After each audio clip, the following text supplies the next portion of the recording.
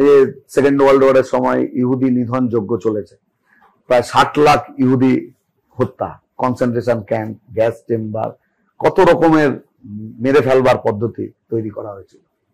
মানে ইতিহাসের কি অদ্ভুত ট্র্যাজিক পুনরাবৃত্তি, যে আজকে সেই ইসরায়েল ইহুদি অধ্যুষিত তারা আরব প্যালেস্তিনীয়দেরকে একেবারে একই রকম ভাবে ট্রিট করছে।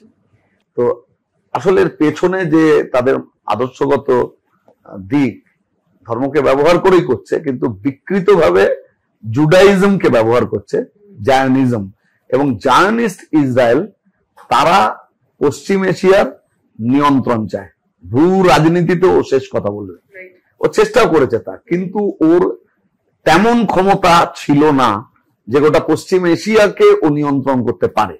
যদিও ও এই সাম্প্রতিক ওই হামাসের আক্রমণের আগের অবস্থাটা যদি আমরা দেখি, তাহলে দেখবো যে ও চেষ্টা করেছিল কিছুটা যে ওর ওন একটা ডমিনেন্স ওখানে তৈরি করা, কিন্তু পারেনি সেটা।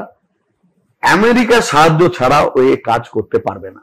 তার ফলে একেবারে ডে 1 থেকে ওকে অস্ত্র দিয়ে, ওকে অর্থ এবং ওর উকিলের কাজ করেছে ইন্টারন্যাশনালি।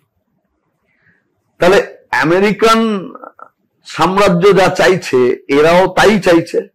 তাহলে এটা হচ্ছে ওয়েস্টের একটা ঘাঁটি বলা যেতে পারে, যাকে দিয়ে ও পশ্চিম এশিয়া তাকে কন্ট্রোল করবার জায়গায় যাবে।